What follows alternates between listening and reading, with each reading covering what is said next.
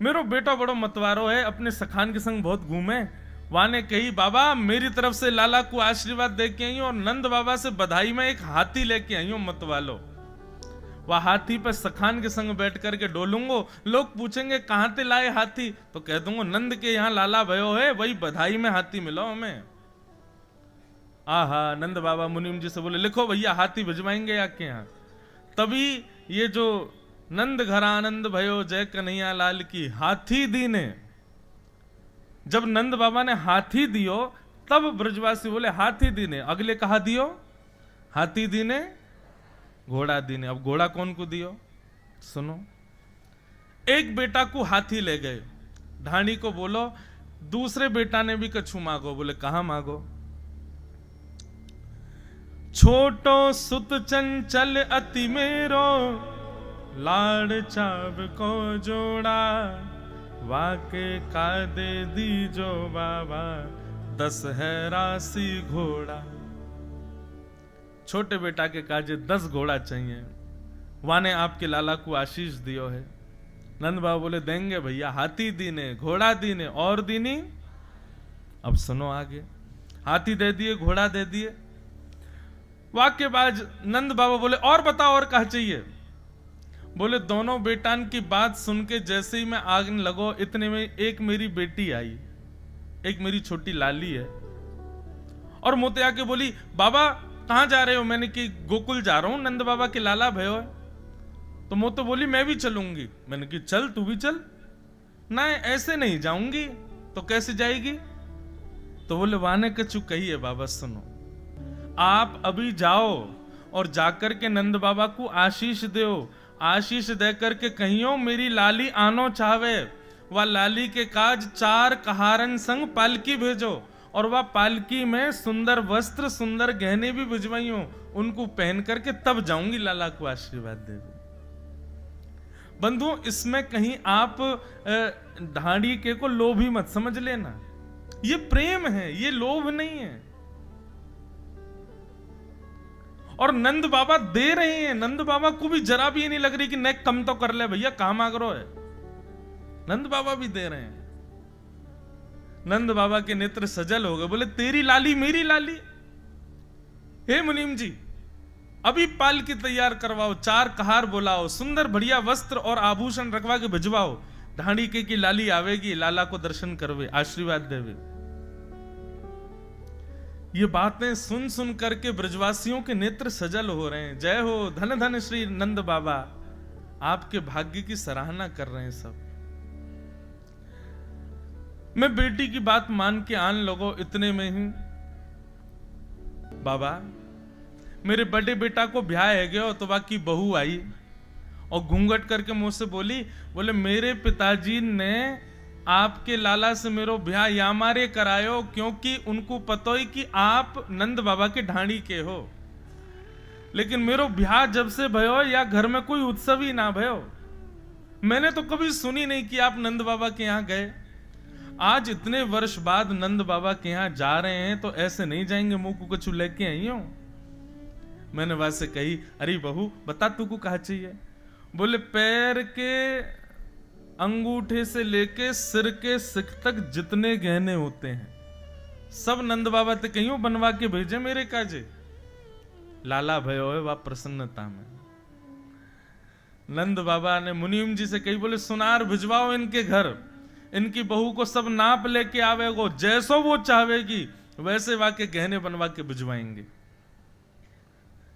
बंधुओं ये केवल एक व्यक्ति की भरपाई की जा रही है, ऐसे असंख्य ब्रजवासियों को दे रहे हैं नंद बाबा। सोचो जो लोग कहते हैं हमारे घर ठाकुर जी आ जाएं, ठाकुर जी आ जाएं, तैयारी कर लेना, सब लुटवा देंगे ठाकुर जी, कुछ रहने नहीं देंगे आपके पास।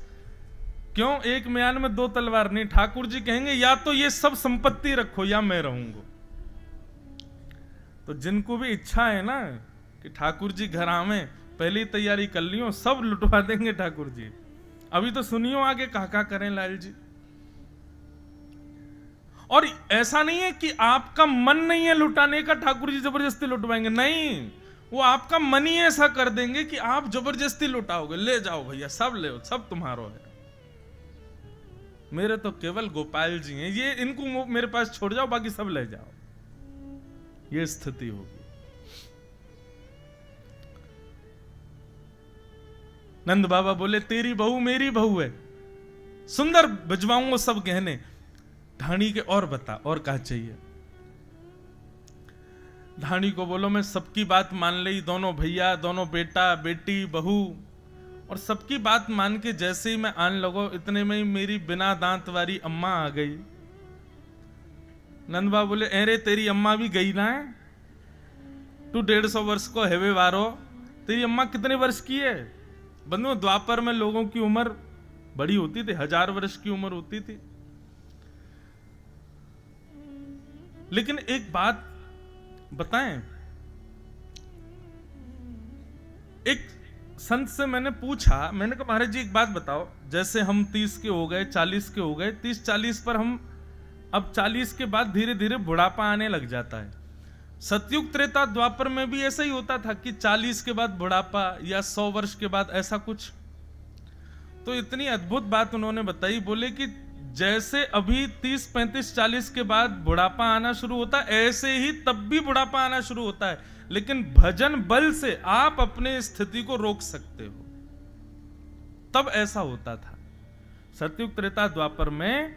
अगर आपका भजन, आपका साधन, आपका यम नियम तप ये अगर श्रेष्ठ है, तो आप अपनी आयु बढ़ने पर भी अपने शरीर को यथावत रख सकते थे। नंद बाबू बोले कहां मांगो तेरी अम्मा ने, बता भैया। ढाणी को बोलो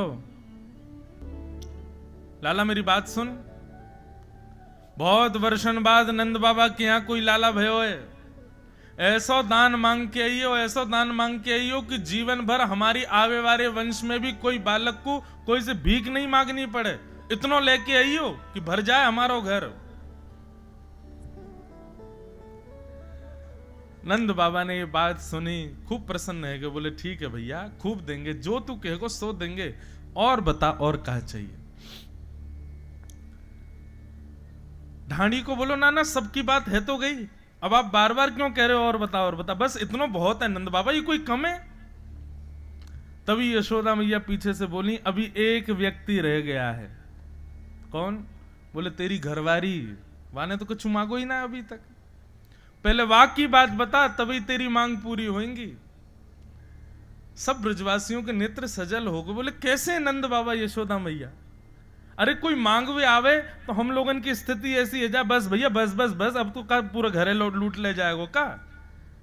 लेकिन यहां नंद बाबा अकेले नहीं, यशोदा मैया भी बोले पहले घरवारी की बता, वाने कहा मांगो। मैं सबन की बात मान करके जब नंद गोकुल की ओर आने लगो ना, तो जैसे ही घर से बाहर निकलो गली में, तब मेरी घरवारी दौड़ के आई और एकांत में मेरा हाथ पकड़ करके बोली, बहुत देर से सुन रही मैं, कोई 200 भैंस, कोई 700 गैया, कोई पालकी मांग रो, कोई नक्सिक तक गहने मांग रो है, और सासू मैया ने तो कह दी इतना ले आई हो कि आगे तक भीख ही नहीं मांगनी पड़े। अरे नंद बाबा के लाला भयो, कोई लक्ष्मी प्रकट नहीं भैया उनके यहां पे, मेरी बात मान के जाओ, सौगंध है तुमको। नंद बाबा यदि थोड़ो दें बहुत कर मानो, पर लाज राख घर आइयो। नंद बाबा यदि एक तुलसी पत्र भी हाथ में पकड़ा दे ना, तो वाकू सिर से लगा के आई हूं, लेकिन हमारी लाज नंद बाबा के यहां रख करके आई हूं। कोई जरूरत नहीं है इतना मांगने की, नंद बाबा जो प्रेम से दे दें वाकू माथे से लगा के आई हूं। अरे नंद बाबा के लाला भयो है, उनको कोई लूटवे थोड़ी जानो है, हमको कोई जरूरत नहीं है इन सबन की बात कहवे की। आप तो नंद बाबा जो शहर से दे दें वाकू लेकर के आई हूं। ढाणी के की पत्नी की बात सुनकर के वहां बैठे हर व्यक्ति और नंद बाबा आदि सबके नेत्र सजल हो गए। नंद बाबा ने ढाणी के को हृदय से लगा लिया, बोले अरे ढाणी के, तेरा कोई व्यापार तो है ना है, तेरी कोई और कमाई को जरिया तो है ना है, बस हम ही तो हैं, हमसे ही तो कमावेगो, और आज तक तेने कछु मांगो नहीं, लेकिन धन्य है तेरी घरवारी। वाक्य भाव को नमन करूं। हे मुनीम जी, सब लिख लियो ना आपने? बोले हाँ लिख लियो। बोले जो जो ढाणी के ने कहो सब दुगना दुगना करके ढाणी के यहां पहुंचवाओ। रानी के को खूब दे। जो कुछ कहो सुनो काहू ने दूनो दूनो दे हो। नंद बाबा ने दुगना दुगना करके दिया। जैसे ही नंद बाबा ने दुगना करने की घोषणा करी, ब्रजवासियों ने ढप उठा लिए, ताल बजाने लगे, कांसे बजाने लगे। कंस ने राक्षसों को बुलाया ही था और राक्षसों से कहा था कि भैया मेरे शत्रु कृष्ण ने कहीं जन्म लिया है, तुम लोग जाकर के ढूंढो। तभी वहां राक्षसों की टोली में बैठी पूतना ने कहा, यह सेवा आप मुझे दीजिए। तो पूतना अविद्या है।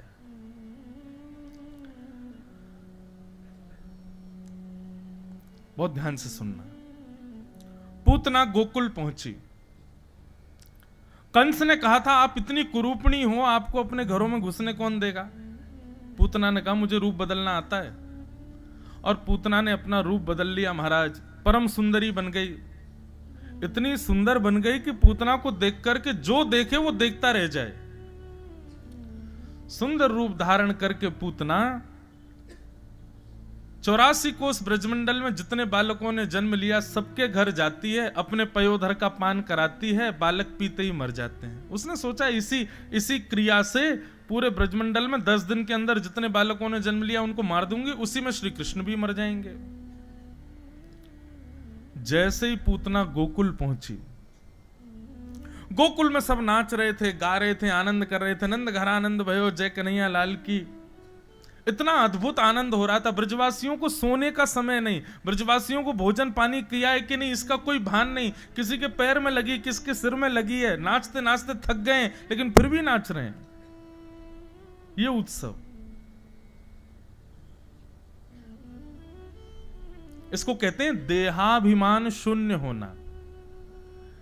ठाकुर जी जब जीवन में आते हैं तो व्यक्ति देहाभिमान भी शून्य हो जाता है। देह अभिमान शून्य मतलब मैं ऐसे बैठा हूं और थोड़ी देर में मेरा मन हुआ नहीं ऐसे बैठूंगा, ये देहाभिमान है। आपके देह ने अभिमान किया कि अरे तू जैसे चाहता है वैसे नहीं, जैसे मैं चाहता हूं वैसे बैठ। बैठे थे, थोड़ी देर में आपको यहां भारी लगने लगा, आप कुर्सी पे बैठ गए, ये देहाभिमान है। अरे पंखे से काम नहीं चल रहा, एसी लगवाओ मेरे लिए, ये देह अभिमान है। ठंडी रोटी खिलाओगे, गरम गरम कुरकुरी रोटी खवाओ मुझको, ये देह अभिमान है। व्यक्ति जब भक्ति पथ पर चलता है तो देह अभिमान उसका शून्य हो जाता है। उसको फिर इन सब चीजों से कोई परवाह नहीं।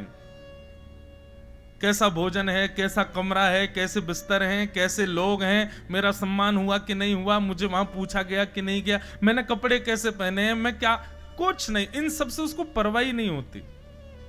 जैसे छोटे बालक होते हैं ना, वो देहाभिमान शून्य होता है।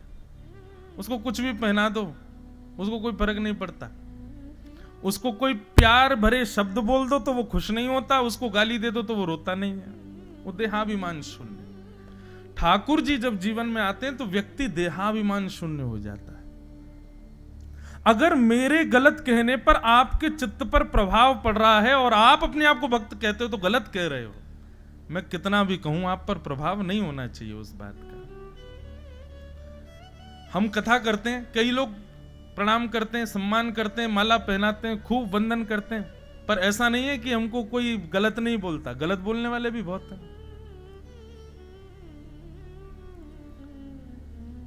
पर दोनों स्वीकार करने चाहिए, दोनों में सम होना चाहिए व्यक्ति को। ना सम्मान से ज्यादा प्रसन्न होना, ना अपमान से दुखी होना, ये देहाभिमान शून्य है। ब्रजवासी सब देहाभिमान शून्य होकर के नृत्य कर रहे हैं क्योंकि ठाकुर जी प्रकट हुए हैं। तभी वहां अविद्या पूतना का आगमन हो गया। पूतना ने जैसे ही गोकुल में पैर रखा और ज्यों ज्यों आगे बढ़ने लगी, उसकी पायलों की झनकार, उसके सुंदर कटाक्ष नेत्र, उसकी मधुर मोतियों जैसी मुस्कान, उसके अंग से उत्पन्न होने वाली सुगंधी, सब ब्रजवासियों को अपनी ओर आकृष्ट करने लगी। यही तो करती है विद्या। ब्रजवासी नाचते नाचते बस एक बार ऐसे देखते और जैसे ही देखते तो दोबारा भगवान के उत्सव को मना ही नहीं पाते, उसी को ही देख रहे हैं। कितनी सुंदर। एक ब्रजवासी दौड़ा दौड़ा अपनी मैया के पास गया, मैया तू मेरे पीछे पड़ी रहे, ब्याह कर ले, ब्याह कर ले, करा दे मेरो ब्याह, लेकिन शर्त है यही ते करियो, यही ते करूंगा, देख कितनी सुंदर है मैया, ऐसी बहू लिया मेरे काजे। पुरुष तो पुरुष, गोपियां भी पूतना के रूप पर मोहित हो गईं। पूतना के रूप को जैसी गोपियां कहती, सब गोपियां आपस में चर्चा करती, अरे देखियो ये कौन है, विधाता या तो या पृथ्वी पर भेजियो, मत भेजियो तो इतनी सुंदर बना के भेजियो, देखियो कितनी सुंदर है। पूतना सबको अपनी ओर आकृष्ट करती हुई जा रही है, सबको आकर्षित करती हुई जा रही है। जब आप ठाकुर जी से संबंधी कोई क्रिया कर रहे हो और उस बीच में जो विक्षेप आपको अपनी ओर खींच रहा है वही पूतना है, उससे बचो, क्योंकि वो उसका वास्तविक रूप नहीं है, वो उसका मुखौटा है, वो उसका बहलूपिया स्वरूप है। वो आपको ठाकुर जी से दूर करने के लिए ही उसने ऐसा रूप बनाया है। अब चाहे वो कोई भी हो, भगवत मिलन में जो बाधा बन रहा है वो पूतना है। पूतना पर सब मोहित हो गए। कुछ गोपियों से जाकर के पूतना ने कहा, अरे सुनो, ये नंद भवन कहां है? ये स्वर सुनते ही वे गोपियां स्तब्ध हो गई, मुंह खुले रह गए, आंख खुले रह गए, उसकी ओर देखने लगे। उसने हाथ पकड़ के झकझोरा, मैं आपसे पूछ रही हूं नंद भवन कहां है? बोली अच्छा नंद भवन था तो इधर, बताने लगी इधर। इतनी सुध-बुध खो गई उसके रूप को देख करके। जैसे तैसे पूतना नंद भवन पहुंच गई, सबको अपनी ओर आकृष्ट कर लिया पूतना ने। अब तो सब बाट निहार रहे हैं, ये बाहर कब आएगी दोबारा, इसको फिर देखें हम।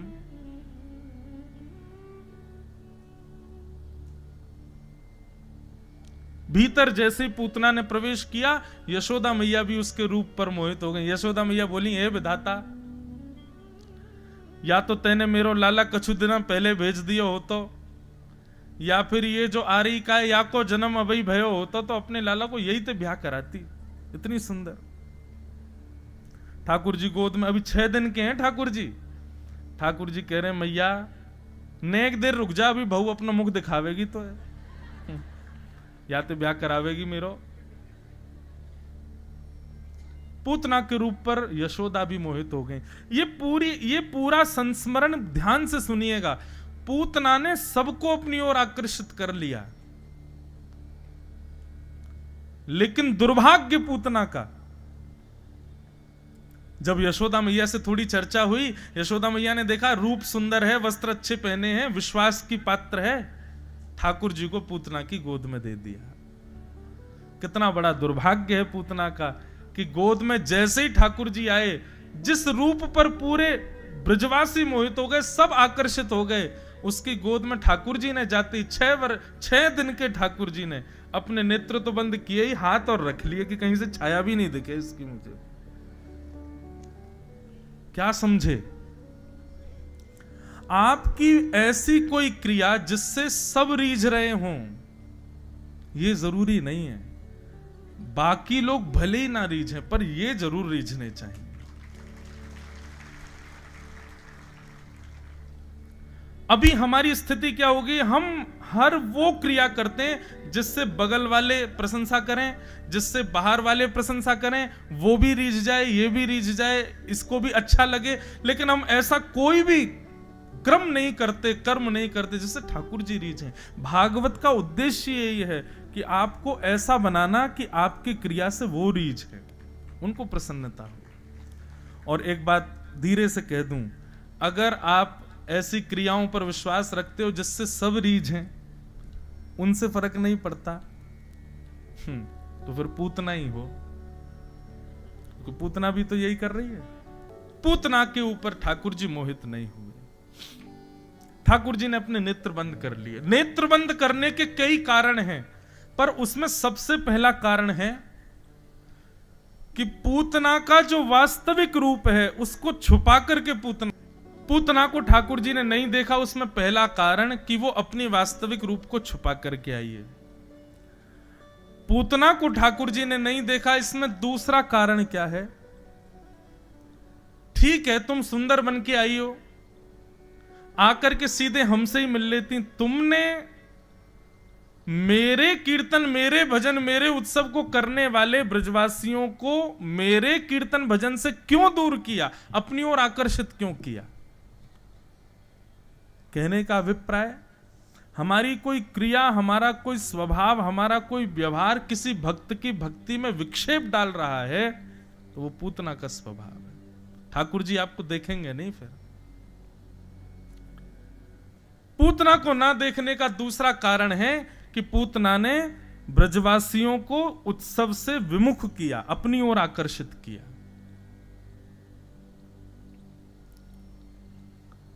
ये दो कारण,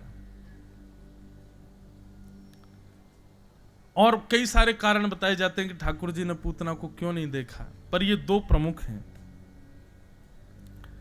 भगवान ने पूतना को नहीं देखा। अब यशोदा मैया तो बाहर चली गई कुछ कार्य करने, पूतना गोद में खिला रही थी। पूतना को भगवान देख करके यशोदा मैया चली गई। पूतना ने जैसे ही अपना पयोधर ठाकुर जी के मुख में दिया, भगवान ने पहले तो पूतना के विष को पिया, उसके बाद भगवान ने पूतना के रस तत्वों को पिया, पुण्यों को पिया, पापों को पिया, दुग्ध को पिया। और पीते पीते पीते ठाकुर जी ने जैसे ही पूतना के प्राणों को निकालना प्रारंभ किया। अब 6 दिन का बालक कितना सा होता है, उसका वजन भी नहीं पता चलता, इतना हल्का होता है। लेकिन 6 दिन के ठाकुर जी के नन्हे नन्हे से हाथों ने गाढ़म कराभ्याम ऐसा कसकर के पकड़ा पूतना को, और ठाकुर जी ने जैसे प्राण पीने प्रारंभ किए, घबराहट होने लगी पूतना को। ठाकुर जी को पकड़ करके थोड़ा सा दूर करने लगी तो ठाकुर जी तो महाराज छोड़े ही नहीं पूतना को। गाढ़म कराभ्याम भगवान प्रपीड्य तत् प्राण शमम रोष समन्वितो पिबत। ठाकुर जी उसके प्राण पीने लगे, और जैसे ही भगवान ने प्राण पीना प्रारंभ किया, व्याकुल हो गई, भयभीत हो गई पूतना, अपने वास्तविक रूप में आने लगी। विशाल विकराल भयभीत रूप उसका प्रकट होने लगा। सा मुंच मुंचाल मित प्रभाषणी, अरे बालक छोड़, अरे बालक छोड़ कह करके ठाकुर जी को दूर करने लगी, लेकिन ठाकुर जी ने छोड़ा नहीं पूतना को। जैसे ही प्राण निकलने लगे अपने वास्तविक रूप में आ गई। यही होता है, कितनी भी सुंदरता हो या कितने भी अच्छे बन ले हम, पर प्राण जब निकलते हैं तब वास्तविक रूप में आ जाते हैं। पूतना कहने लगी अरे बालक छोड़, अरे बालक छोड़। ठाकुर जी ने थोड़ा सा मुख पयोधर से दूर किया, और 6 दिन के गोपाल जी बोले मौसी जी अब तो हम ठिकाने लगा के छोड़ेंगे। 6 दिन का बालक बोलता है, ये देखते ही पूतना तो घबरा गई, और पूरे प्राण निकाल करके भगवान ने पूतना का वध कर दिया। बोलो पूतना मर्दन भगवान की जय। भगवान ने पूतना का वध किया। जैसे ही पूतना गिरी, उसका विशाल स्वरूप न जाने कितने खेतों को अपने नीचे चटनी बना करके गिरी। जोर की आवाज हुई, सब ब्रजवासी दौड़े, देखा विशाल राक्षसी पड़ी है। ऊपर झांक करके देखा तो ऊपर ठाकुर जी लेटे हुए हैं, नसैनी लगा के चढ़े, ऊपर से ठाकुर जी को उतार के लाए।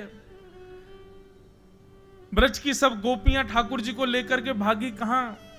गौशाला में। गौशाला में जाकर के भगवान को गाय की पूंछ से झाड़ा दिया, गौरज भगवान के 12 अंगों में लगाई, और गौमूत्र से स्नान कराया कि ठाकुर जी को कोई अला बलाएं नहीं लग जाए, ठाकुर जी को कोई नजर गुजर नहीं लगी हो। और ये राक्षसी थी, पता नहीं कैसी दृष्टि होगी उसकी।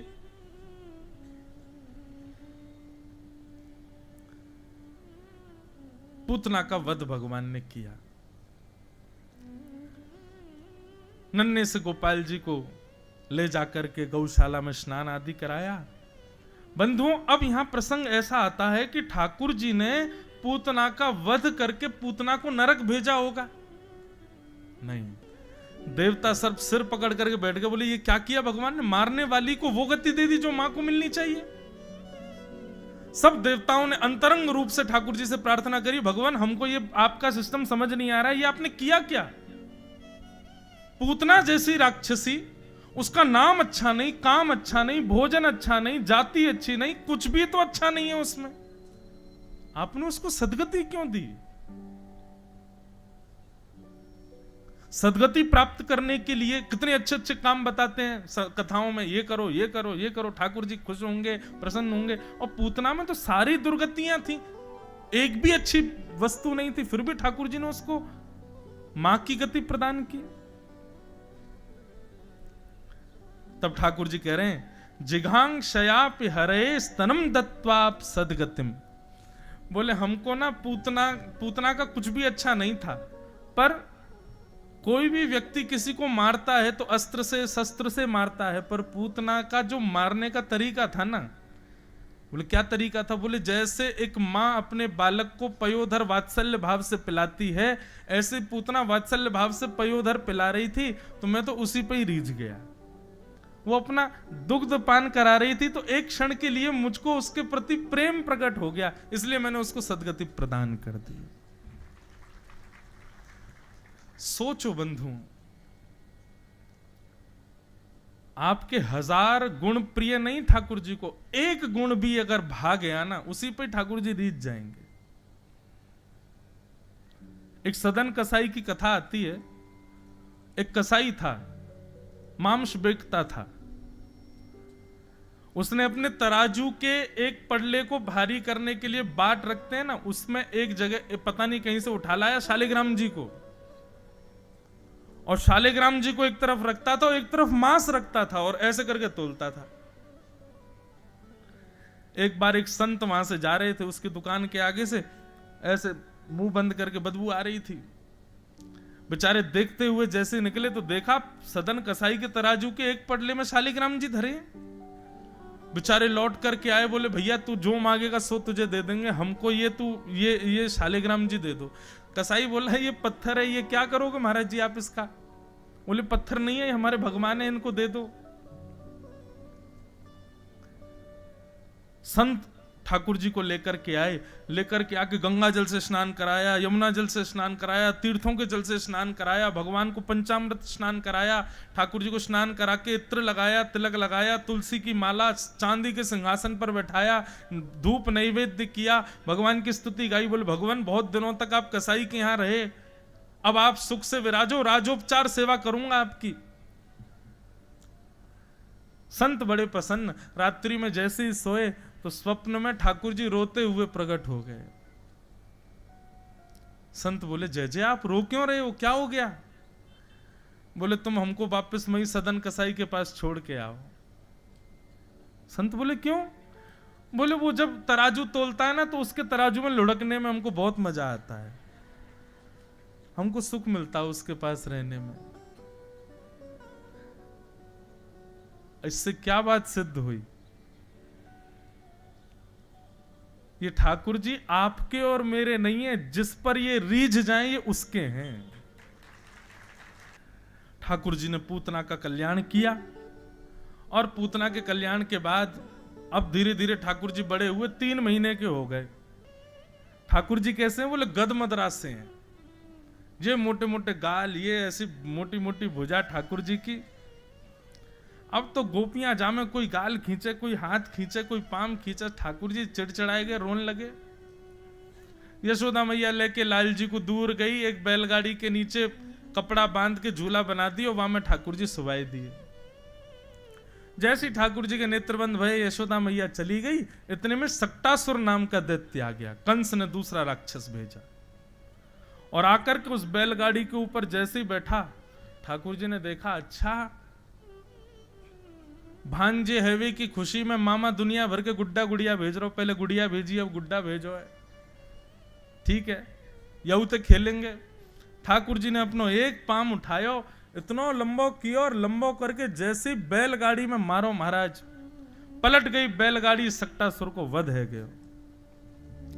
जोर की आवाज हुई, सब ब्रजवासी दौड़े, मटके फूटे पड़े हैं, दूध घी दही उसमें ठाकुर जी सने हुए हैं, सक्टासुर मरा पड़ा है।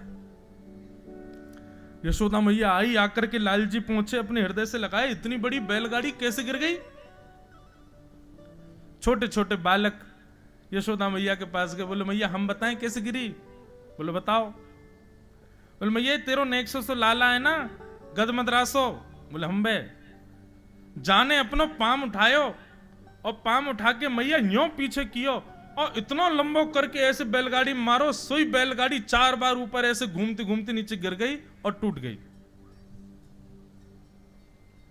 3 महीने के ठाकुर जी गोद में बैठे मैया के।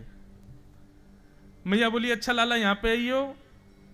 वो जैसे ही पास गयो मैया ने एक दियो वाके। बोले झूठ बोले नेक सो मेरो लाला 3 महीना को आज पहली बार करवट लई यूं कह रो यानी पाम लंबो कियो बैलगाड़ी यूं गिर दई, शर्म ना आवे तोते? तेरी मैया की उम्र की मोते झूठ बोले? बालक गाल पे हाथ रख के बोलो मैया तेरी सौगंध खा के कह रहा हूं, मैंने अपनी आंखन ते देखी यही लाला ने तेरे ने बैलगाड़ी गेरी है। मैया बोली फिरते आ। बालक चौकड़ी मार के भागे वहां से। बोले मैया तो बावड़ी हैगी, माने ही ना हमारी बात है। ठाकुर जी मंद मंद मुस्कुरा जाते हैं। यही तो ब्रजवासियों का प्रेम है। यशोदा मैया लाला को लेकर के चली गई। अब महाराज तीसरा राक्षस आया। अब ठाकुर जी 1 वर्ष के हो गए और तीसरा राक्षस आया तृणावर्त। ये तृणावर्त कैसे आया? ऐसे हवा के बवंडर के रूप में। जैसे ही आ रहा था उस समय ठाकुर जी मैया का दूध पी रहे थे। दूध पीते पीते भगवान ने सोचा तृणावर्त आ रहा है और कहीं तृणावर्त आ गया और हमको उड़ा के ले गया तो संग में मैया भी उड़ेगी, और कहीं मैया उड़ी तो मैया के सामने तृणावर्त को कैसे मारूंगा मैं। सो ठाकुर जी ने दूध पीते पीते अपना वजन इतना भारी कर लिया, यशोदा मैया के पाम दुखन लगे। मैया बोली लाला मुंह को तो ऐसा लगा तेने ज्यादा दूध पी लिया दिखे, चल दूर रह जा। सोई ठाकुर जी को उठाए करके दूर रख दियो और मैया भीतर रसोई में चली गई। अब ठाकुर जी अकेले लेटे हैं आंगन में। इतने में ही तृणावर्त आया और ठाकुर जी को आंगन से उड़ा करके ले गया। ठाकुर जी ने इतना भारी कर रखा था स्वयं को। तृणावर्त बोले कि ये छोटा बालक तो नहीं लगता, ऐसा लगता कोई पत्थर उठा लिया मैंने, इतना भारी। ठाकुर जी बोले बाबड़े दुनिया मुझको पत्थर में देखे, मैं स्वयं तेरे संग तू पत्थर समझ रहा हूं मैं। गला पकड़ करके आकाश से ही तृणावर्त को नीचे पटक दिया और तृणावर्त का वध हो गया। ब्रजवासी फिर से भागे। दूर जंगल में ठाकुर जी लेटे हुए हैं, मंद मंद मुस्कुरा रहे हैं। 2 दतुइयां दिख रही हैं ठाकुर जी की। ब्रजवासी सब उठा करके लाल जी को लेकर के आए। बोले मैया जब से तुम्हारो लाला भयो कोई ना कोई बला आती रहे यहाँ पे। मैया हमें तो ऐसा लगे लाला तुम्हारो 1 वर्ष को है गयो, अभी तक यहाँ को नामकरण संस्कार ना भयो है। या हमारे ये सब अलाएं बलाएं आ रही हैं, तुम यहाँ को नामकरण संस्कार कराओ। यशोदा मैया बोली ठीक है अब लाला को नामकरण संस्कार होना चाहिए। 1 वर्ष के ठाकुर जी है गए। नंद बाबा से जाकर के कही लाला को नामकरण संस्कार कराओ। सांडिल्य मुनि ये ठाकुर जी के कुल पुरोहित हैं। सांडिल्य मुनि से जब निवेदन किया तो बंधुओं सांडिल्य मुनि ये बात जानते हैं कि श्री कृष्ण नंद यशोदा के बेटे नहीं है, ये वसुदेव जी के पुत्र हैं। कंस से रक्षा के लिए इनको यहां भेजा गया है, पर बोल नहीं सकते। उनका मन होता है कि कुल पुरोहित के द्वारा ही नामकरण होना चाहिए, मैं क्यों करूं नामकरण, मेरे तो मैं इनका पुरोहित हूं ही नहीं। लेकिन बोल नहीं पाते तो बार बार बहाने बना देते हैं। सांडिल्य मुनि बोले आप प्रतीक्षा करो, मैं कुछ दिन में आऊंगा तब आपके बालक का नामकरण संस्कार करूंगा। सांडिल्य मुनि ने जाकर के भगवान के कुल पुरोहित गर्गाचार्य जी से कहा, पूरी बात बताते हुए कि आप जाओ और ब्रज में जाकर के नंद यशोदा के पुत्रों का नामकरण करो। तब ब्रज में श्री गर्गाचार्य जी महाराज आए। आहा बहुत सुंदर लीला। गर्गाचार्य जी आए, आकर के विराजमान हुए।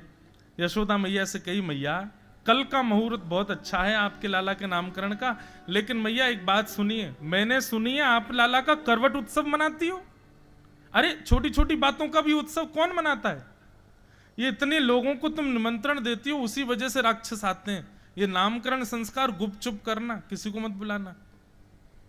यशोदा मैया बोली जो आज्ञा, फिर भी आप आज्ञा करो, कहां करें। तब गर्गाचार्य जी बोले छोटे बालकों के सारे उत्सव प्रारंभ करो गौशाला में। आप सबसे भी प्रार्थना बंधु, आप सबके भी छोटे छोटे बालक हैं, इनकी कोई भी, इनका जन्मदिन हो, कोई संस्कार हो, कुछ भी हो, वो या तो ठाकुर जी की सन्निधि में करो या फिर गौ माता की सन्निधि में करो। गोपाल जी के, ठाकुर जी के सारे संस्कार यशोदा मैया ने गौ माता के सामने किए। गर्गाचार्य जी बोले हम कल करेंगे नामकरण, आज यहीं रुक जाएंगे, और मैया हमारे ठाकुर जी भी साथ में आए हैं, शालिग्राम भगवान, तो आप भोग बनाने के लिए सूखी सामग्री दे दो, हम अपने हाथ से बना करके ठाकुर जी को भोग लगाएंगे, हम स्वयं बनाएंगे, हम किसी और का बनाया हुआ नहीं पाते। यशोदा मैया ने सूखी सामग्री दे दी, बोले बाबा लो प्रेम से बनाओ। गर्गाचार्य जी ने रोटी सब्जी दाल चावल बढ़िया बनाई, अंत में बढ़िया दूध अठोटा करके उसमें बढ़िया खीर बनाई, और खीर बना करके केसर डाल के मिश्री डाल करके बढ़िया खीर औटा करके थाली में जैसी सजाई, अपने शालिग्राम भगवान के सामने प्रस्तुत की। तो भीतर आंगन में खेल रहे, गुटमुन चलते हैं ठाकुर जी, अभी चलना तो आता नहीं है। बलराम जी के साथ खेलते खेलते ठाकुर जी रुक गए। दाऊ दादा बोले लाला, अच्छा दोनों बोलते नहीं है, बोलना नहीं जानते, लेकिन मनी मन बात करते हैं। दाऊ दादा बोले लाला कहां गए हो, तू रुक गए हो? बोले अरे दाऊ दादा ने जोर से सूंघो, ऐसी सुंदर सुगंधी आ रही है, अरे केसर युक्त मिश्री डाल के बढ़िया कहीं खीर बनी है धोटी दूध की। दाऊ दादा मेरे तो जीभ में पानी आ रहा हो बहुत जोर से। बोले दादा लाला कहाँ बनी होगी खीर? बोले बाहर बनी है। दादा मैं चख के आऊं ने। सो ठाकुर जी गुटमन चल के बाहर गए। गर्गाचार्य जी ने अपने ठाकुर जी के आगे थाली रखी थी, नेत्र बंद करके त्वदीयम वस्तु गोविंद तुभ्यमेव समर्पयेत ग्रहाण सुमुखो भुक्त्वा प्रसीद परमेश्वर माला जप रहे थे।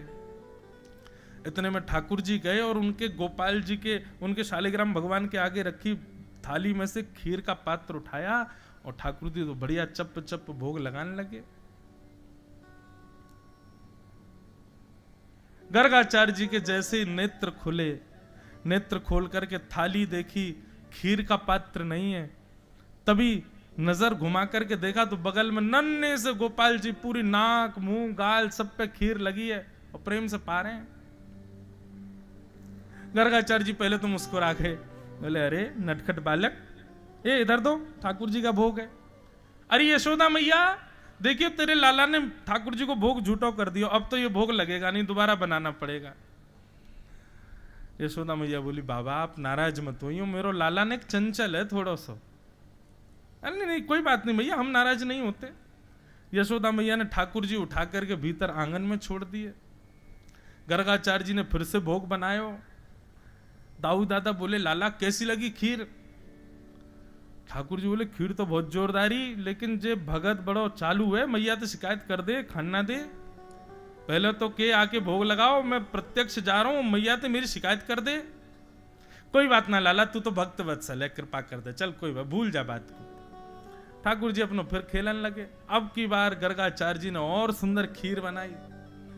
अब की बार ने इलायची पीस के डाल दी और ने बढ़िया सुगंधी आने लगी। भीतर क्रीड़ा कर रहे ठाकुर जी फिर रुक गए। दाऊ दाऊ बोले काबे? बोले भैया देख लो यार, तुम मैं बता रहा हूं, या पूतना वाले हाथ दिखा दूंगा या बाबा को मैं। अब की बार फिर तो खीर बनाइए जाने, और पहले तो स्वादिष्ट बनाइए, और मेरा मन हेरो खावे को, खावे जाऊंगा मैया तो शिकायत कर देगो। बोले कोई बात ना लाला, तू नेक चक के आ जा। ठाकुर जी महाराज गुटमुन चल करके बाहर गए और फिर से पात्र उठा के अब की बार जैसी पाया, गर्गाचार्य जी को अब की बार क्रोध आ गया। मैया एक काम करो, हम अपने ठाकुर जी को लेकर कहीं और जा रहे हैं, ये तुम्हारा बालक तो देखो, इतना शैतान बालक तो हमने कभी नहीं देखा, बार बार आके पा जाता है ठाकुर जी का भोग। मैया बोली बहुत बड़े सौभाग्य की बात है कि भोग पा रहे है, नहीं तो ये तो शालिग्राम जी को गुलाब जामुन समझ के खा जाए। नंद बाबा तो अपने शालिग्राम जी की सेवा करें और बाकी बाद ऊपर टाण पे धर के जामे कि कहीं लाला नहीं खोज ले उन्हें,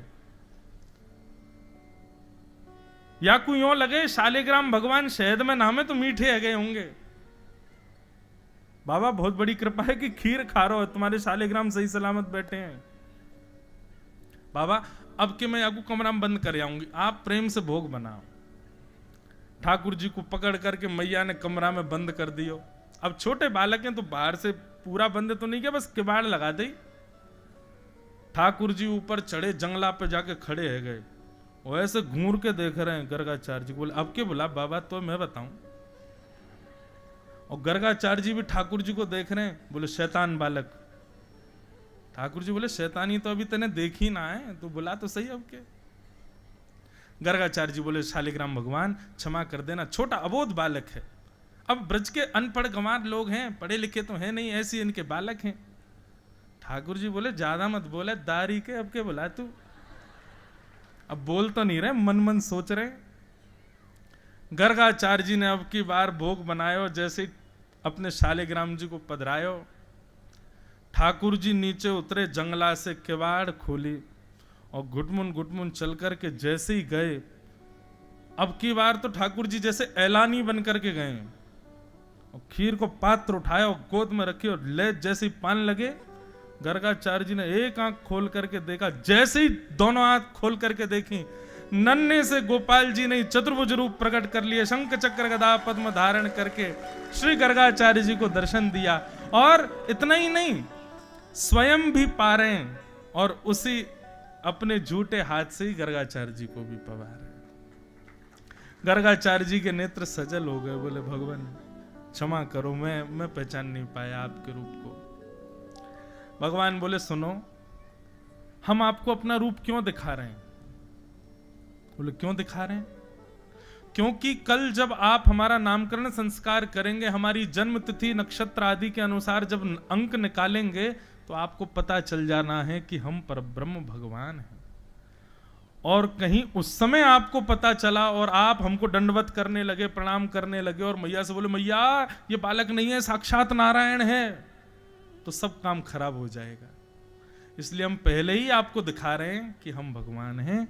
मैया से मत कहना, मैया को मत बताना। गर्गाचार्य जी बोले क्यों भगवान? बोले देखो, मेरा ये कृष्ण अवतार हुआ है, मैं पूरे विश्व को बताना चाहता हूं, दिखाना चाहता हूं कि वास्तविक निष्काम प्रेम कहते किसको हैं। और वो निष्काम प्रेम इन ब्रजवासियों से ही प्रसारित होगा। अगर आपने कहीं बता दिया कि मैं भगवान हूं, तो मैया मुझको मंदिर में ले जाएगी, दिन भर भीड़ लगी रहेगी पूजने वालों की। अभी मैया मेरा कान भी पकड़ती है, मेरा हाथ भी पकड़ती है, ये ब्रज की गोपियां सब लीला करेंगी मेरे साथ में, वो सब लीला समाप्त हो जाएगी। इसलिए अभी आप इस बात का खुलासा मत कीजिएगा कि मैं ईश्वर हूं, इसीलिए मैंने पहले ही आपको दिखा दिया अपना रूप। गर्गाचार्य जी बोले जो आज्ञा भगवान।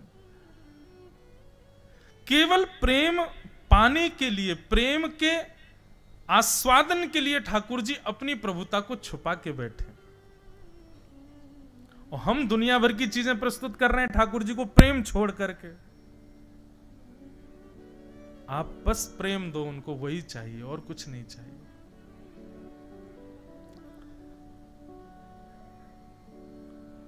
ठाकुर जी अगले दिन गौशाला में भगवान का नामकरण संस्कार हुआ। बड़े भैया का नाम राम रखा गया, पर बल की अधिकता होने के कारण उनका नाम बलराम हुआ। और छोटे लाला श्री कृष्ण का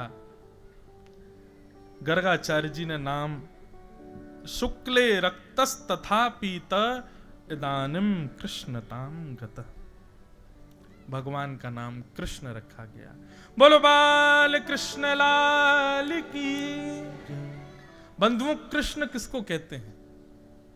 कृष्ण के बहुत सारे अर्थ हैं, ध्यान से सुनिएगा।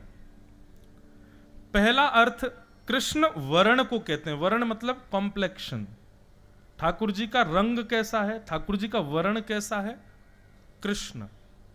कृष्ण यानी कि काला नहीं होता, कृष्ण यानी सांवला भी नहीं होता, कृष्ण यानी नीला भी नहीं होता। कृष्ण यानी क्या होता है ये बोल नहीं सकते। लेकिन एक संत कह रहे थे कि विश्व के जितने भी रंग हैं, उन सब रंगों को यदि घोल दिया जाए तो कृष्ण रंग प्रकट होगा। इस विश्व में जितने भी रंग हैं, सब रंगों को एक जगह इकट्ठा कर दो, जो रंग निकल के आएगा वो ना तो काला होगा ना नीला होगा, होगा डार्क ही, लेकिन वो होगा कृष्ण। वो ठाकुर जी का वर्ण है। तो भगवान का नाम कृष्ण, पहला अर्थ उनके कॉम्प्लेक्शन पर है, वर्ण पर है। दूसरा अर्थ कृष्ण का क्या है? कर्षतीत कृष्ण, जो सबको अपनी ओर आकर्षित कर लेता है उसको कृष्ण कहते हैं। आप उनको देख लोगे तो होगा क्या, ये तो बहुत दूर की बात है। आप देखो मत, आप कहो नहीं मैं कृष्ण को देखूंगा नहीं, फिर देखता हूं मुझ पर कैसे प्रभाव डालेंगे, तो कोई ऐसा शब्द बोल देंगे कि कानों से आप उनके हो जाओगे। आप कहो मैं आंख भी बंद कर लूंगा, कान भी बंद कर लूंगा, अब कृष्ण कैसे होंगे? तो उनके तन की सुगंधी ऐसी होगी कि नासिका से उनके हो जाओगे। आप कहो लो नाक भी बंद कर ली, अब तो कृष्ण आपको छू के चले जाएंगे, उनका स्पर्श ऐसा है कि तब उनके हो जाओगे। कहां से बचोगे? कृष्ण हर रूप में आपको पकड़ लेंगे।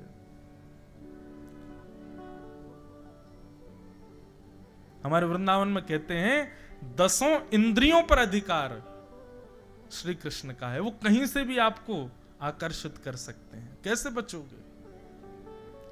तो ऐसे आकर्षण जो करते हैं, कर्षत जो करते हैं, उनका नाम है कृष्ण। और तीसरा अर्थ कृष्ण का क्या है?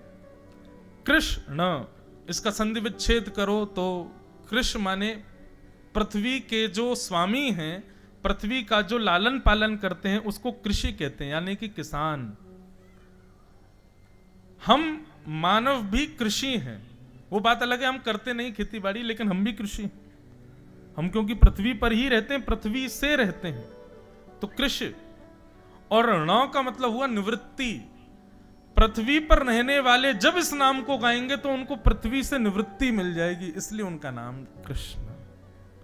तो इदानिम कृष्णताम गतः, भगवान का नाम कृष्ण रखा गया।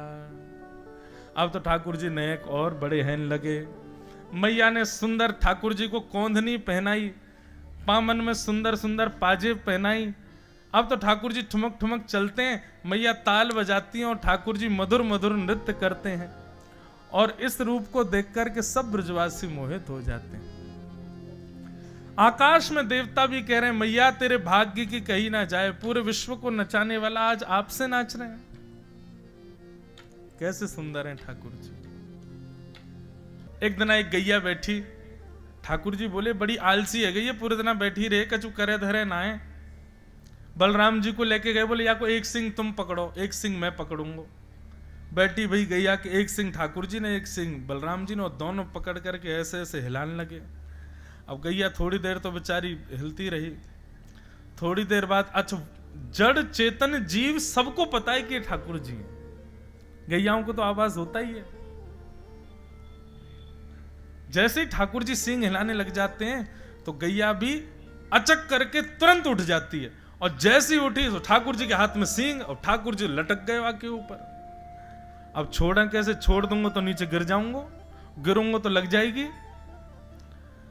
दाऊ दादा बचाइयो, बोले मैं कहा बचाऊं, मैं हूं तो लटको भय हूं।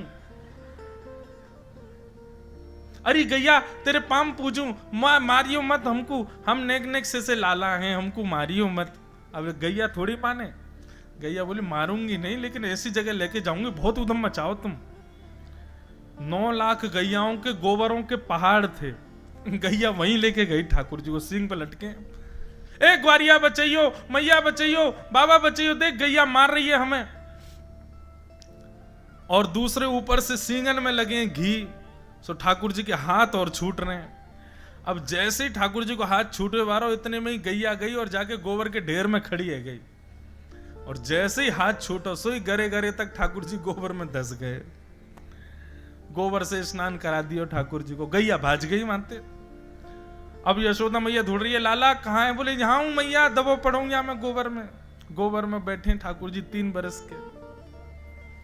मैया ने जाके निकाले, बोले लाला कितनों नवाओ धुवाओ या गोबर में आके खेले, सू करे का पूर्व जन्म को? ठाकुर जी बोले हम मैया तो पता है एक भगवान को अवतार भयो, कौन सो? बोले वो बराह अवतार, बोले हाँ, बोले वो मैं ही तो हो, मैं ही बराह बन के आया और मैं ही तेरे यहाँ लाला बन के आ गऊं। मैया बोली चल बात बनावे, झूठ बोलते रहे जब देखो, चल स्नान आदि कराए, ठाकुर जी को सुंदर बनाया। बोले अब मत जाइयो गौशाला, बोले ठाकुर जी बोले हाँ नहीं जाऊंगा। श्रृंगी द्यमष्टि, फिर से ठाकुर जी पहुंच गए गौशाला, और गौशाला में जाके जोर जोर से रोने लगे। यशोदानंद बाबा दोनों भागे, बोले कहा भयो लाला, रो क्यों रोए? ठाकुर जी बोले मैया मेरे संग बहुत बड़ा अत्याचार भयो है। मैया बोली कहा भयो? मैया में 3 बरस को है गो, अभी तक 4 दांत आए। देख गैया ने कल रात में बछड़ा को जन्म दियो, जन्म लेती सबरे दांत आ गए आके, मेरे दांत क्यों ना आए अभी तक? मैया मेरे संग बहुत बड़ा अत्याचार भयो है। ऐसी लीलाएं है ठाकुर जी की, कौन नहीं मोहित होगा भगवान से। यशोदा मैया अंक में भर लेती है, लाला से कहे लाला तू चिंता मत करे, तू तू तू ऐसे विचार मत करे, तू दूध ना पीवे, या हमारे तेरे दांत ना आ रहे न करके दूध पिए कर। श्रृंगी अग्नि जमष्टि जल द्विज क्या करते हैं गोपाल जी? सुबह सुबह उठ के स्नान ध्यान करके ठाकुर जी नंद भवन से बाहर जाते हैं। ज्यादा दूर तक मैया जाने नहीं देती, तो वहीं खड़े रहते हैं, और राह चलते हुए कोई संत जा रहे हो, महात्मा जा रहे हो, कोई ब्राह्मण जा रहे हो, वैष्णव जा रहे हो, उनको ऐसे बुलाएंगे जैसे कितने दिनों से जानते हैं। अरे अरे अरे आप यहां घूम रहे हो? सामने वाला आश्चर्य में बोले ये कौन से परिचय मिल गए छोटे से गोपाल जी। अब सब उनके रूप पर मोहित होकर चले जाते पास। बोले अरे गोपाल जी, अरे नेक्से से लाला, इतने प्यारे से, तुम्हारी मैया कहाँ है? बोले मैया ने मुझको भेजो है। बोले काय को भेजो? बोले तुमको ढूंढवे के काजे। मैया सवेरे से प्रतीक्षा कर रही है, उनको पता चली कि आप गोकुल आए हो, मैया ने 56 भोग बनाए हैं आपके काजे। मेरे तो सवेरे तो मुंह में पानी आ रहा है, लेकिन मैया बोली जब वो बाबा पालेंगे तब तो को पवाऊंगी। चलो ना आप घर चल के प्रसाद पाओ, और फिर के बाद मुझको भी मिलेगा। घर में कोई व्यवस्था नहीं है, कुछ बना नहीं है, जबरदस्ती ठाकुर जी संग में 5-10 संतों की टोली लेकर के आमे, और नंद भवन के द्वार पर छोड़ के चौकड़ी मार के भाग जाए वहां से। अब संत खड़े कहां जाएं? यशोदा मैया आई, बोले जय हो बाबा, आज इतने सारे संतन को दर्शन। बोले मैया वो छोटो सो लाला आयो यूं कह रो, आप हमें ढूंढ रही हो, हमारे का 56 भोग बनाए, मैया पवाओ, बड़े दिनांत भूखे। यशोदा मैया बोली कहाँ चली जाऊं, पता ना कहां तक कौन कौन बुला लावे, मुंह बता क्यों ना जावे कि मैया ऐसो कछु। ठाकुर जी एक दिन पकड़े मैया ने, अरे लाला ए तू कोई जानना पहचान, सबन को बुला लावे, घर चलो, हमारी मैया ने भोजन बनायो। बोले मैया देख नंद बाबा और तूने 80 वर्ष तक इतनो कमायो, सब घर में भरो भयो, मैं तो तोते दान पुण्य करवा रहा हूं मैया, तुम यहाँ को धर के कहां लेके जाओगी सबन को? ये 9 लाख गैयान को इतनो दूध होवे, इतनो घी दही होवे, मुंह यूं लगे मेरे नंद बाबा और यशोदा मैया के खूब पुण्य है जाए, या हमारे मैं तो संतन को खींच खींच के लाऊं कि यहाँ पे आके खूब प्रसाद पाओ। ऐसा उत्तर दें कि यशोदा मैया कुछ कह नहीं सकती। ऐसी क्रीड़ा करते हैं ठाकुर जी। अब ठाकुर जी के पांव थोड़े और बाहर निकलने लगे। अभी तक तो एक लिमिट थी, उससे आगे नहीं जा सकते। ठाकुर जी बोले अब क्या करें कि भैया सब जगह घूमना शुरू हो, तो धीरे धीरे ठाकुर जी के सखा बने। मधुमंगल, श्री दामा, तन सुखा, मन सुखा, धन सुखा, ये ठाकुर जी के सब सखा हैं। इनके संग ठाकुर जी खेलन लगे। अब तो ठाकुर जी तो इतने फुर्ती वाले हैं कि नेक में कोई पर चढ़ जामे, नेक में कोई ये धक्का दे दे, नेक में कोई ये हरा दे। ठाकुर जी के तुम लोगों में फुर्ती क्यों ना है? देखो मैं कैसी जोर से भाग जाऊं, चढ़ जाऊं पेड़न पे, कहीं भी कूद जाऊं, और तुम ऐसे लुंज पुंज से, ऐसे क्यों? सब ग्वाला बोले लाला तू तो बढ़िया मक्खन खावे, दूध पीवे, दही खावे, तो को तो सब खावे पीवे को मिले, हमें नहीं मिले, हमारे हम ऐसे। ठाकुर जी बोले बात मत बनाओ, जो गोकुल है, गोकुल में हर घर में 1000 गैया हैं, यही मारे या गांव को नाम गोकुल है। हर घर में दूध घी दही की नदी है, क्यों ना खाओ तुम? तब श्री दामा ने बताई, बोले लाला तो को तो कछु पतो ही ना है, तू तो घर से बाहर निकल ही ना है।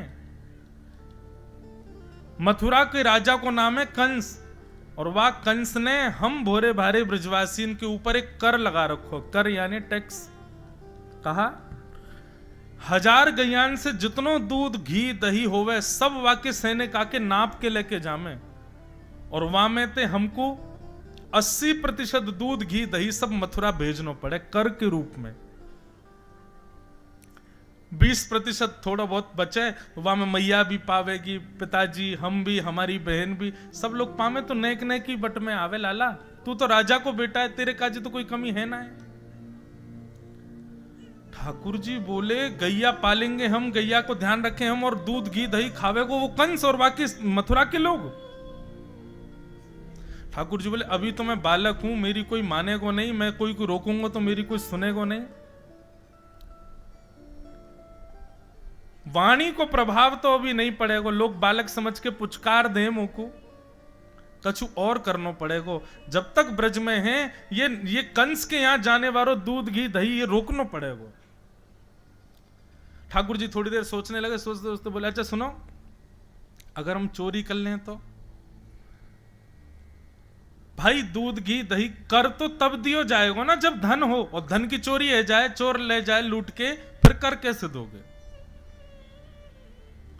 लाला तेरी बात तो सही है। तो बोले फिर ठीक है, बाल गोपाल चौर प्रचार प्रसार मंडल, आज से हमारी संस्था को नाम बाल गोपाल चौर प्रचार प्रसार मंडल, और या को अध्यक्ष मैं हूं 3.5 वर्षीय नंद नंदन यशोदानंदन श्री कृष्णचंद्र, 3.5 वर्ष के मधुमंगल श्रीधामा बड़े हैं ठाकुर जी से। ठाकुर जी उंगली पकड़ के नहीं चलते, 3 वर्ष के ठाकुर जी 7 वर्ष के मधुमंगल को उंगली पकड़वा में बोले ले मेरी उंगली पकड़े तू चल, तुम बुद्धि ना मैं बताऊंगा तो को। ग्वाल बाल बोले लाला देख तू जो कहेगो सो करेंगे, लेकिन तू चोरी करवे की मत के। ठाकुर जी बोले क्यों?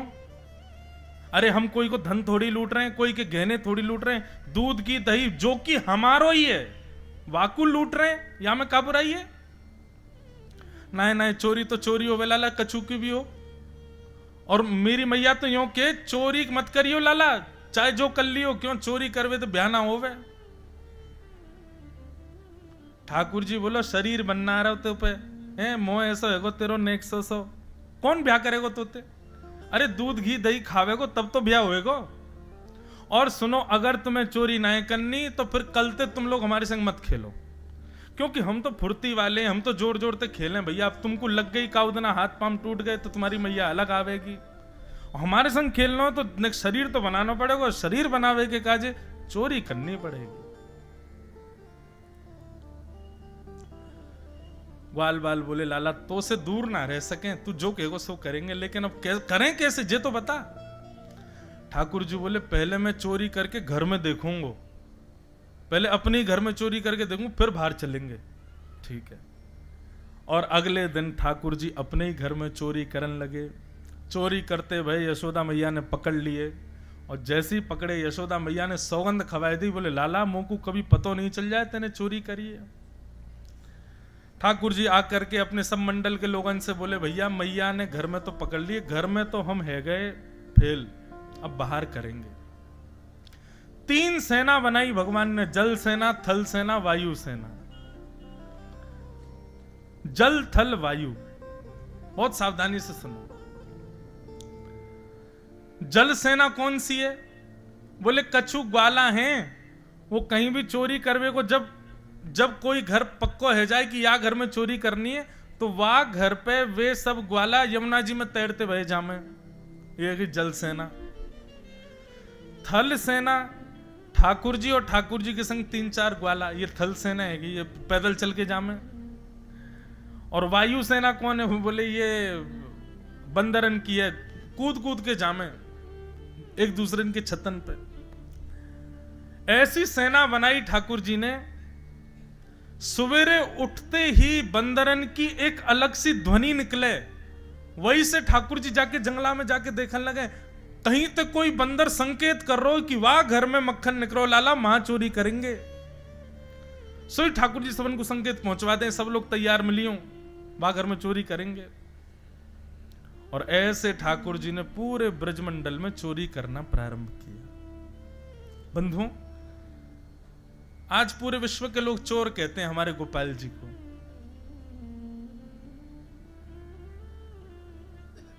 सो देखे जो चोर जगत में, सूरदास जी का पद है। सब चोर हैं संसार में, लेकिन बोलते श्री कृष्ण को चोर हैं। कौन चोरी नहीं कर रहा है? सब चोरी कर रहे हैं।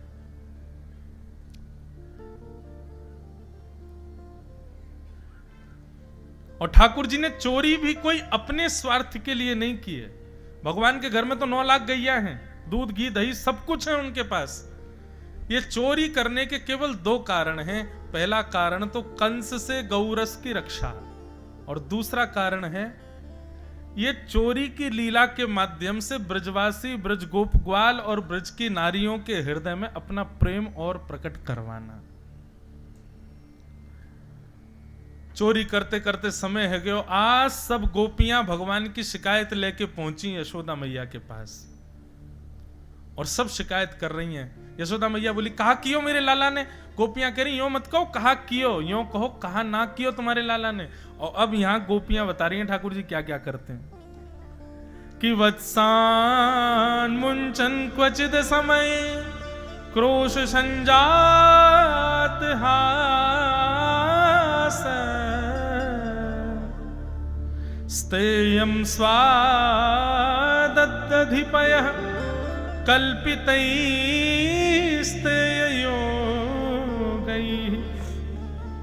मरिकान् भोक्षन् बिभजति सचेन नात्रिभाण्डं भिनत्ति द्रव्यालाभे सगृह कुपितो यात्पक्रोशतो का।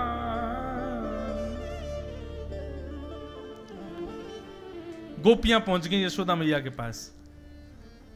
गोपियां कह रही हैं, मैया अपने लाला को समझा लो, लेकिन काउदना नहीं, हमारे हाथ पड़ोगा तो फिर तुम कहोगे मेरे लाला से ऐसे क्यों कही। बंधुओं बहुत ध्यान से सुनिए सब लोग। ये गोपियां, इनको भी अच्छा लगता है कि ठाकुर जी चोरी करते हैं।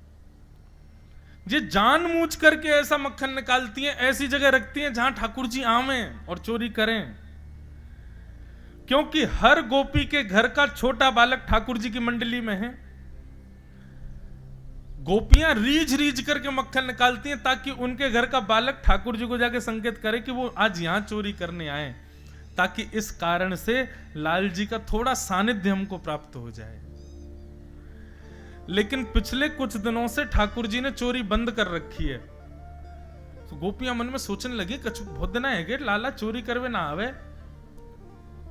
बोले आज एक काम करें, बोले या लाला की जाके शिकायत करे हमें यशोदा मैया से। तो मैया यशोदा या को डांटवे के काजे बुलावेगी तो लाला दिख तो जाएगा कम से कम। तो ये लाल जी की शिकायत कर तो पहले भी सकती थी, लेकिन आज ही करने क्यों आई है? क्योंकि ठाकुर जी बहुत दिन से मिले नहीं है गोपियों से। तो गोपियों ने जाकर के बड़ा चढ़ा करके शिकायत करी। एक गोपी बोली, मैया तुम्हारो लाला बड़ा उद्यमी है। गो बोले, का क्यों मेरे लाला ने? बोले, वत्सान मुंचन क्वचित समय क्रोश संजात हास। बोले, तुम्हारो लाला दूध निकालवे को जब समय हुए ना हमारो, वहां से पहले जन कहां ते आके गैया के बछड़ा बछियान को खोल के भाग जाए, सबरो दूध बछड़ा बछिया पी जाए, हमको कुछ मिले ही ना है। यशोदा मैया ने ठाकुर जी का पक्ष लिया। बोले, मेरो लाला पक्षधर है, वाकू यूं लगे ये बछड़ा बछियान को हके हम क्यों पीमे, उनको पीनो चाहिए या हमारे खोल के भाग जाए, या हम बुराई का है। और तुम्हारे यहां को दूध यदि बछड़ा बछिया पी जाए, मेरे घर पे ले जाया करो, बहुत दूध है मेरे पास। गोपी बोली, इससे काम नहीं चलेगा, और बड़ी शिकायत करो।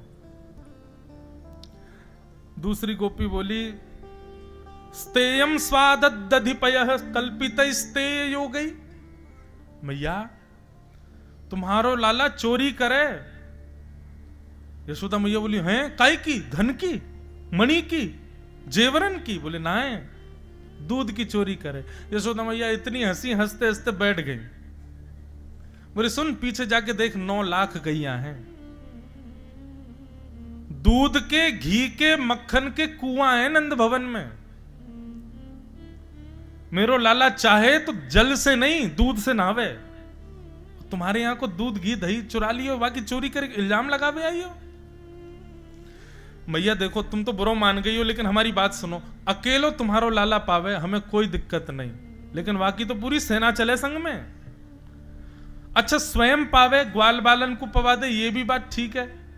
बंदरन को मरकान भोक्षण विभजति सचिन, बंदरन को खवावे और स्वयं पाले, ग्वालन को पवा दे, बंदरन को खवा दे, वाके बाद भी मटकी में मक्खन बच जाए तो मैया रहम ना करे कि छोड़ जाऊं या को घर वाले खा लेंगे जिनके घर को मक्खन है।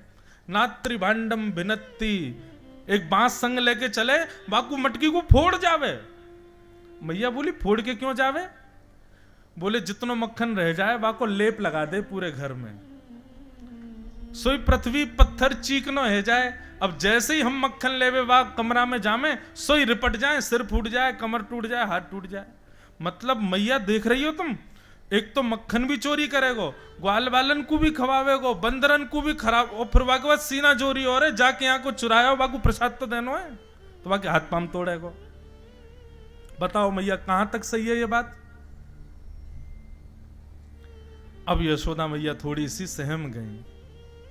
मैया बोली तो तुम ऊंचे छीके पर रखे करो मक्खन, लाला छोटा है पहुंची नहीं पावेगो।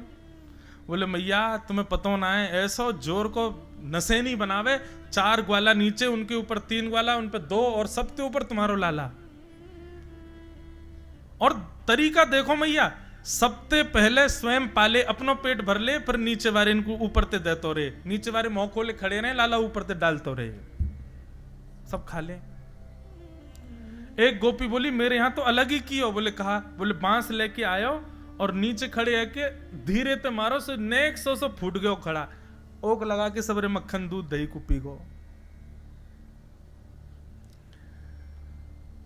यशोदा मैया बोली अच्छा कौन कौन के यहां ते मक्खन चुरायो?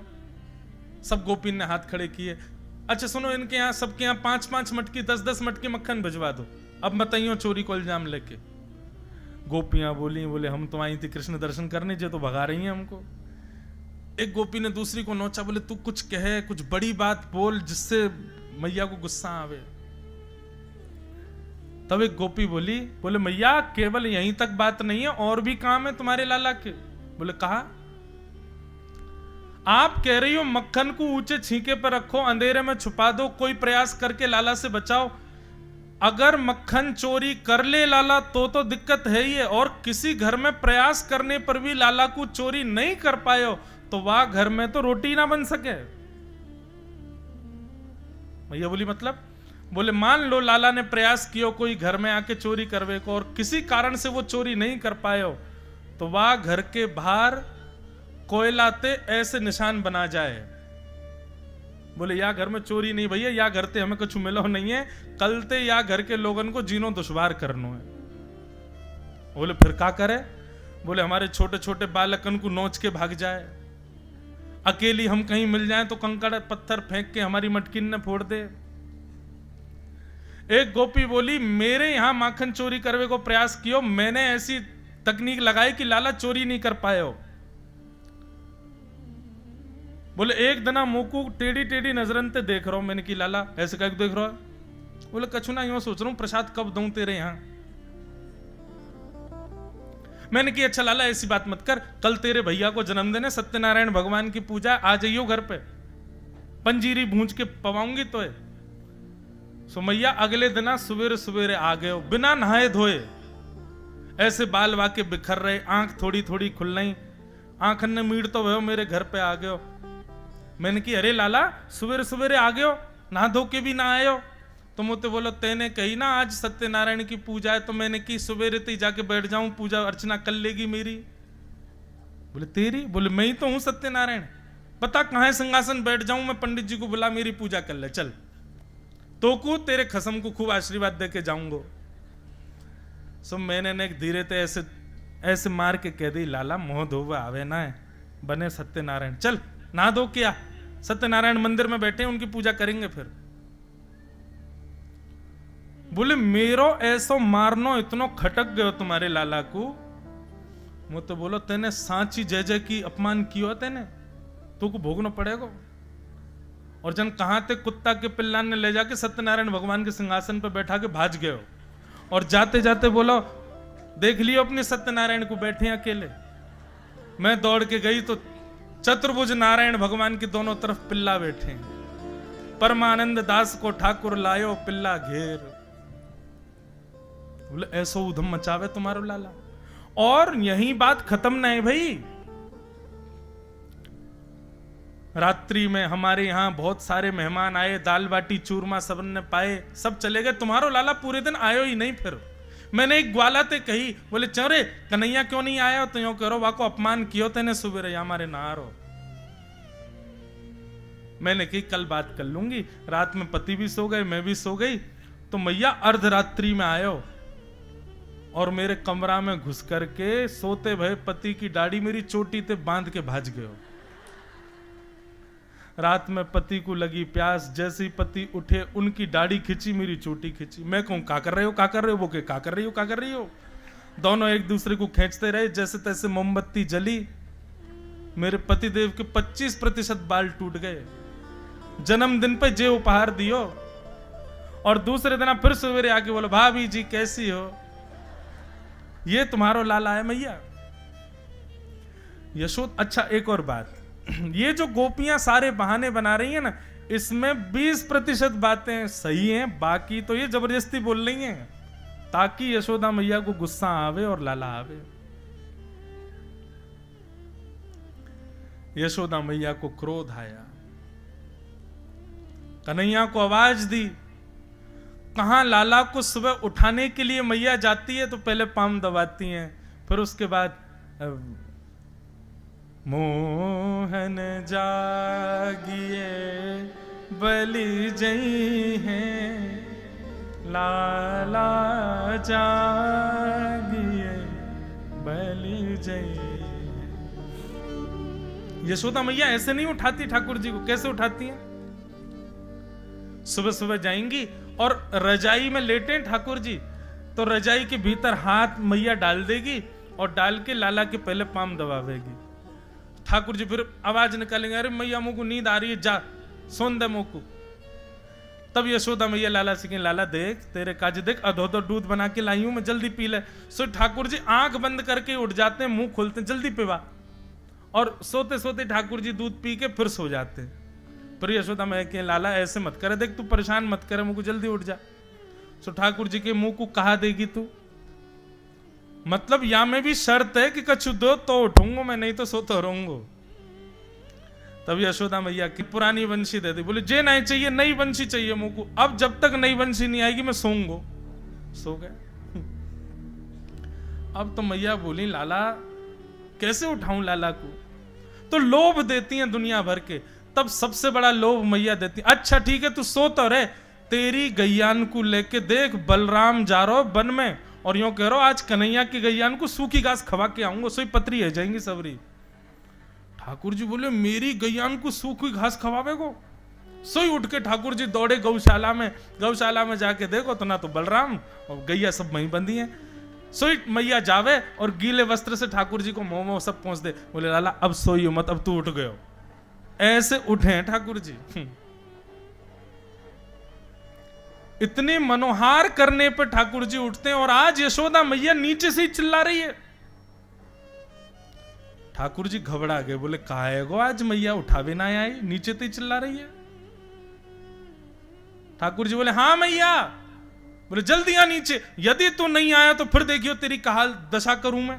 ठाकुर जी डर गए, अपने पलना में से उतरे, आंखन को मीड़न लगे, काजल पूरा फैल गो, जगन्नाथ जी भगवान जैसी आंख है गई ठाकुर जी की, घुंघराले केश ठाकुर जी की, बेनी थोड़ी सी टेढ़ी है गई है, हाथ पाम छोटे छोटे चरण हैं ठाकुर जी के, कोमल से चरण चल करके मैया के पास आए। जैसे इतनी सारी गोपी देखी, मैया के दुपट्टा में जाकर के लाल जी छुप गए। बोले मैया का है गो, तुम को काय को डांट रही है? बोले अरे लाला ये सब कहा तेरे बारे में बात बता रही है। मैया ने सब बात कही। ठाकुर जी के नेत्रन में मोटे मोटे आंसू आ गए। बोले मैया तेरी सौगंध खा के कहूं, ऐसा तो कछु ना ही, सबरी झूठ बोल रही है, मैंने ऐसा कछु ना ही कियो। ठाकुर जी की उस दशा को देख करके सब गोपियां अपने चित्त में बैठा लेती हैं, बलैया लेने लगती हैं और यशोदा मैया को रोकती है, नहीं नहीं मैया मैया अब कछु मत कहो, बस अब लाला आगे से नहीं करेगा, अब बस जाते ज्यादा मत डांटो। यशोदा मैया बोली कैसी हो, पहले तो डांट दिलवावे के काजे, बाकी सब शिकायत कर दो, डांटू तो डांटन नहीं दे रही हो। यही तो प्रेम है गोपियों का, देखने आई है ठाकुर जी को, डांट पड़वाना शिकायत करना तो बहाना है। बंधुओं ये सब गोपियां त्रेता युग के दंडकारण्य वन के संत हैं, एक युग से प्रतीक्षा कर रहे हैं, क्योंकि उस समय राम जी दर्शन देने नहीं आए थे। हनुमान जी ने जाकर के आश्वासन दिया था कि द्वापर में आप सब संत ही ब्रज की गोपी बनोगे, और ठाकुर जी यही राम जी कृष्ण बनकर के आएंगे और आप सब पर कृपा करेंगे। इसलिए जब से ठाकुर जी को जन्म भयो है तब से सब गोपियों को यह बात पता है कि ये साक्षात राम जी ही कृष्ण रूप में प्रकट हुए, इसलिए बार बार उनके दर्शन की अभिलाषा रखती हैं। कितने बड़े आश्चर्य की बात है कि भगवान से प्रेम करने वाली, रास बिहार में जाने वाली ये सारी गोपियां यशोदा मैया के समकक्ष, यशोदा मैया की सहेलियां हैं और प्रियतम मानती हैं 7 वर्ष 6 वर्ष 5 वर्ष के कृष्ण को। कैसे? क्योंकि ये जानती हैं कि परब्रह्म है। ऐसी ठाकुर जी की लीला चल रही है।